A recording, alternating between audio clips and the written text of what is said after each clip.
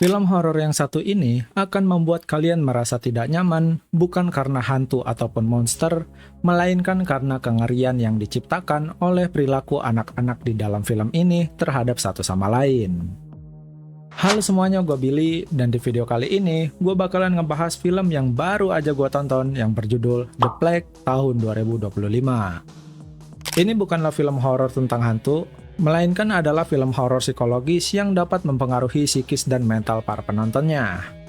Kalian jangan berharap akan ada banyak jumpscare di dalamnya ya, karena yang akan kalian dapatkan di dalam film ini, itu justru ketegangan dan rasa tidak nyaman yang ditimbulkan dari visual dan perilaku karakternya.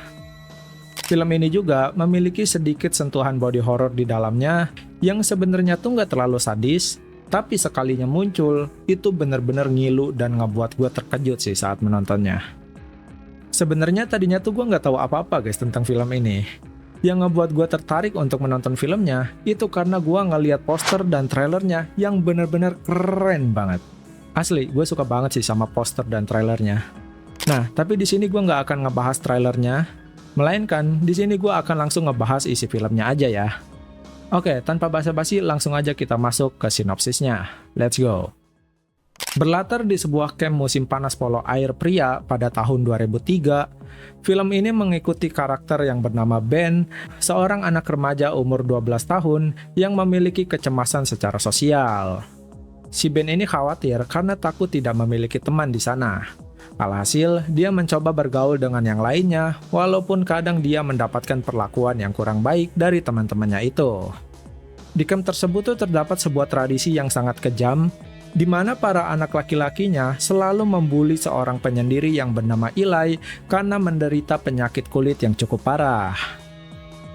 Mereka menyebut kondisi kulit Eli sebagai The Plague atau wabah, dan mereka menganggap bahwa penyakit tersebut bisa sangat menular dan bisa merusak mental penderitanya.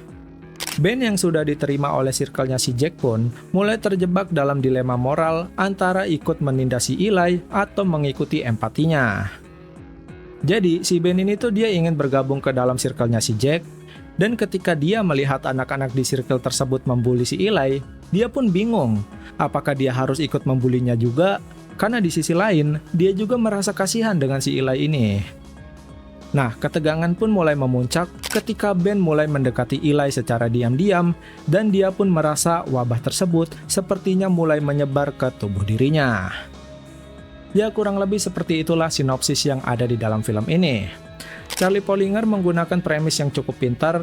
Mitos tentang penyakit Eli yang katanya dapat menular ke orang lain, itu justru dijadikan senjata psikologis oleh anak-anak di camp tersebut untuk membuli si Eli. Ben dan Eli sendiri pun sebenarnya nggak yakin tentang penyakit Eli yang dapat menular ke orang lain. Itu sebabnya si Ben ini tuh berani mendekati Eli dibanding anak-anak yang lain. Selain karena dia merasa kasihan dengan si Eli yang selalu ditindas, dia juga tidak percaya dengan penyakit tersebut. Ya, setidaknya sebelum dia menyadari bahwa penyakit tersebut memang benar-benar nyata ya. Karena pada akhirnya, si Ben pun tertular penyakit tersebut karena telah melakukan kontak fisik dengan Eli. Film ini menunjukkan bagaimana mitos tentang penyakit Eli akhirnya dipercayai sebagai kebenaran yang mutlak oleh anak-anak yang ada di sana. Hal itu pun membuat si Ben ini merasa sangat panik. Dia bukan hanya panik oleh penyakit yang dideritanya, tetapi dia juga khawatir terhadap lingkungan pertemanannya. Kondisi dia saat itu benar-benar kacau guys. Karena seperti yang udah gue bilang di awal tadi, si Ben ini tuh memiliki kecemasan sosial di dalam dirinya. Jadi, ketika dia mulai terpapar penyakit tersebut, rasa takut dia akan dikucilkan oleh teman-temannya itu semakin meluap-luap. Dan ketika si Ben ini mulai mendapatkan perilaku yang sama seperti apa yang sering Eli rasakan, di sana Ben pun menyadari terdapat sebuah perbedaan antara dirinya dengan si Eli yang akan dia luapkan di ending ceritanya nanti. Asli, cerita film ini tuh bener-bener ngebuat gua ngerasa nggak nyaman saat menontonnya. Apalagi ketika udah sampai di pertengahan filmnya, itu cukup parah sih menurut gua.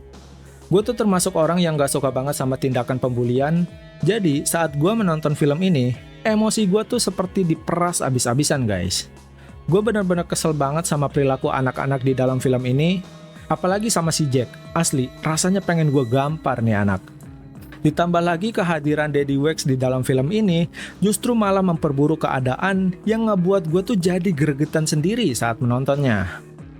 Film ini menunjukkan seberapa jauh anak-anak bisa bertindak demi mendapatkan pengakuan dari sebuah kelompok.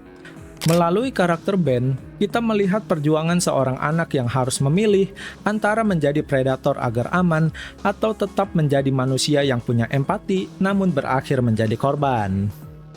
Film ini adalah sebuah kritik tajam tentang trauma masa kecil. Ini bukan film horor hantu, melainkan adalah horor sosial yang mengingatkan kita bahwa terkadang tekanan teman sebaya jauh lebih mematikan daripada penyakit fisik apapun.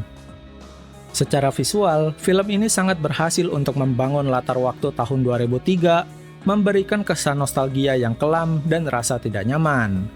Film ini tidak mengandalkan jumpscare murahan, melainkan membangun atmosfer tentang ketakutan sosial yang cukup membuat kita sesak napas saat menontonnya. Salah satu elemen visual yang paling menonjol di dalam film ini itu adalah saat adegan berenang. Kamera seringkali berada di bawah air, menciptakan sensasi takut terhadap air yang dalam dan rasa disorientasi yang mencerminkan kecemasan pada karakter utamanya. Tapi ngomongin soal adegan berenang ya, sebenarnya tuh gue justru malah suka banget sama adegan ini.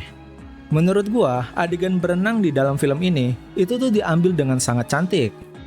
Ditambah lagi scoring musiknya yang cukup unik, mengiringi adegan tersebut yang bukannya ngebuat gua merasa takut dan gak nyaman, tapi justru malah ngebuat gua terpukau saat menontonnya. Visual film ini didominasi oleh palet warna yang cenderung dingin dan juga muram, seolah-olah menyiratkan adanya sesuatu yang sangat berbahaya yang tidak terlihat. Nah, tapi meskipun tidak terlihat, bahaya tersebut tuh terasa sangat nyata melalui atmosfer di lingkungan tersebut yang terasa sangat mengancam. Selain itu, film ini juga memiliki pendekatan visual body horror yang cukup disturbing. Kamera seringkali melakukan close-up yang intens pada detail fisik, seperti keringat, luka kecil, atau ekspresi wajah, untuk menunjukkan kerentanan tubuh laki-laki yang jarang sekali dieksplorasi dalam genre horor. Ada beberapa adegan yang benar-benar ngebuat gua ngerasa nggak nyaman saat menontonnya, terutama saat si Ben ngegaruk-garukin kukunya sendiri. Itu benar-benar ngilu banget sih liatnya. Asli, gue suka banget sama visual yang ada di dalam film ini. Visualnya ini mengubah drama tentang perundungan anak-anak menjadi sebuah mimpi buruk yang cukup menyeramkan. Film ini berhasil membuat penonton merasa nggak nyaman hanya melalui komposisi gambar dan permainan warna di dalamnya. Selain itu, gue juga suka banget sama scoring musik yang ada di dalam film ini. Musiknya ini bener-bener ngebuat suasananya menjadi lebih intens. Sebelumnya gue nggak pernah sih ngedenger musik yang seperti ini di dalam sebuah film. Karena ini tuh bener-bener unik banget guys, kalian coba denger aja deh sendiri. Dan saat gue menontonnya ya, di situ gue ngerasa musiknya ini tuh ternyata cocok juga ya sama filmnya. Asli, gue suka banget sih sama musiknya. Oke, mungkin segitu aja review dari gua untuk film The Plague ini. Untuk sekelas film horor, menurut gua ini bukanlah film yang sangat menyeramkan, tapi seenggaknya film ini berhasil membuat gua merasa sedikit gelisah dan tidak nyaman saat menontonnya. Film ini menyimpulkan bahwa masa remaja bisa menjadi medan perang yang sangat mengerikan, di mana empati dianggap sebagai kelemahan. Film ini menunjukkan bagaimana sistem sosial yang tidak diawasi, seperti kurangnya peran orang dewasa di camp tersebut, dapat mengubah anak yang baik menjadi monster atau menjadi korban yang hancur secara mental demi mendapatkan sebuah pengakuan. Untuk ratingnya sendiri, gue bakal kasih film ini rating 7,5/10.